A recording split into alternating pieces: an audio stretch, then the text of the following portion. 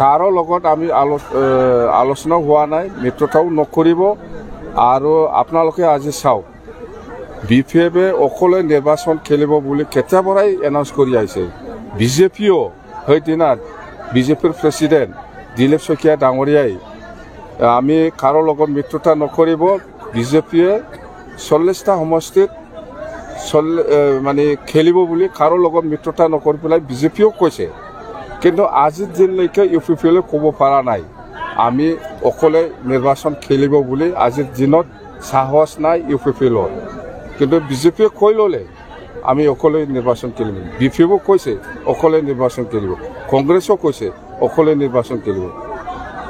কিন্তু প্ৰমোদ বড়ো বা UPPL দলে আজিৰ দিনত ক'বলৈ সাহস নাই বা কোৱা নাই। তাৰমানে জিৰ' UPPL জিৰ'। সেইকাৰণে ইহঁতে বিজেপিৰ লগত মিত্ৰতা কৰিব পাৰি নেকি সেইটো চেষ্টা কৰি আছে। কিন্তু অলৰেডি এনাউন্স আজি চুপচাপ UPPL সকলো জাতি জনগোষ্ঠীয়ে আমাৰ BPFক আজি সমৰ্থন কৰিবলৈ কাৰণে আগবাঢ়ি আহিছে। আৰু আমি গুমা ব্লক হিচাপে আমাৰ আগতো জিকিছোঁ, মাজত আমি কালি একবাৰ হাৰিছিলোঁ, এইবাৰো আমি জিকিম। গুমা ব্লক হিচাপে আমাৰ BPF দলটো খুব ভাল, ষ্ট্ৰং কথা সেইটোৱে।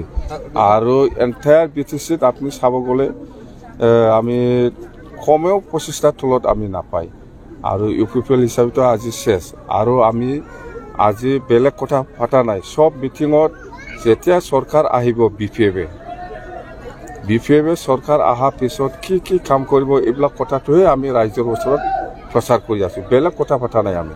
সব মিটিঙত সেইটোৱে, যেনিবা আমি চৰকাৰ অহাৰ পিছত মাটিৰ পাট্টা দিয়াৰ কথা, আৰু ইয়াং জেনেৰেশ্যনৰ কাৰণে আমি কি কৰিম, আৰু আত্মসহায়ক গোটৰ কাৰণে আমি কেনেকুৱা পইচা দিম, বা গৰীব শ্ৰেণীৰ যিসকলে লেবাৰ কাম কৰি পেলাই খায় সেইবিলাকৰ কাৰণে আমি কি দিম, এইবিলাক কথাটো লৈহে আমি প্ৰচাৰ কৰি আছোঁ, বেলেগ নাই দেই।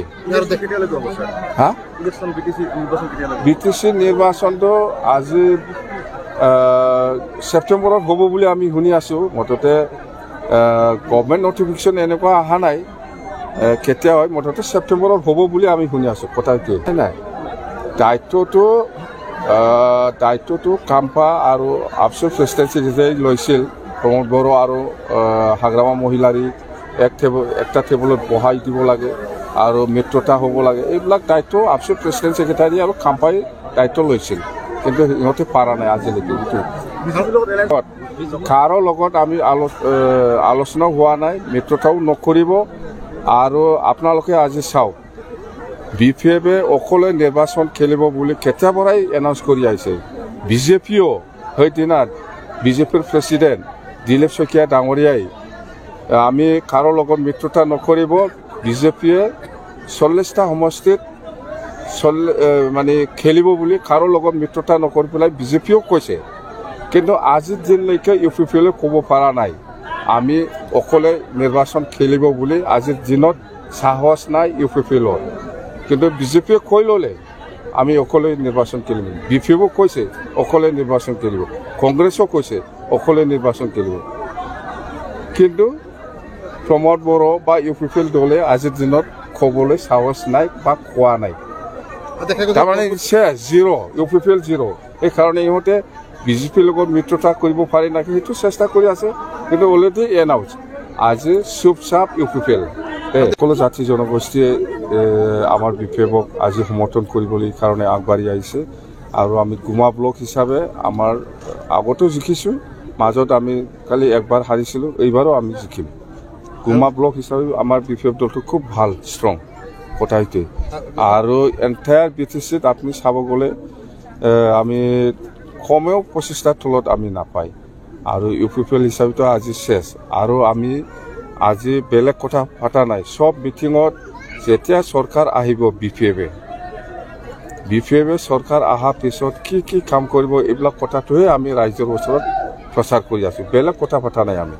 সব মিটিঙত সেইটোৱে, যেনিবা আমি চৰকাৰ অহাৰ পিছত মাটিৰ পাট্টা দিয়াৰ কথা, আৰু ইয়াং জেনেৰেশ্যনৰ কাৰণে আমি কি কৰিম, আৰু আত্মসহায়ক গোটৰ কাৰণে আমি কেনেকুৱা পইচা দিম, বা গৰীব শ্ৰেণীৰ যিসকলে লেবাৰ কাম কৰি পেলাই খায় সেইবিলাকৰ কাৰণে আমি কি দিম, এইবিলাক কথাটো লৈহে আমি প্ৰচাৰ কৰি আছোঁ, বেলেগ নাই দেই। BTC নিৰ্বাচনটো আজি ছেপ্টেম্বৰত হ'ব বুলি আমি শুনি আছোঁ মুঠতে গভৰ্ণমেণ্ট নটিফিকেশ্যন এনেকুৱা অহা নাই কেতিয়া হয় মুঠতে ছেপ্টেম্বৰত হ'ব বুলি আমি শুনি আছোঁ কথা কি নাই দায়িত্বটো কাম্পা আৰু আফচু প্ৰেচিডেঞ্চি যেতিয়া লৈছিল প্ৰমোদ বড়ো আৰু হাগ্ৰামা মহিলাৰী একটা টেবুলত বহাই দিব লাগে আৰু মিত্ৰতা হ'ব লাগে এইবিলাক দায়িত্ব আফচু প্ৰেচিডেণ্ট ছেক্ৰেটাৰী আৰু কাম্পাই দায়িত্ব লৈছিল কিন্তু সিহঁতে পাৰা নাই আজিলৈকে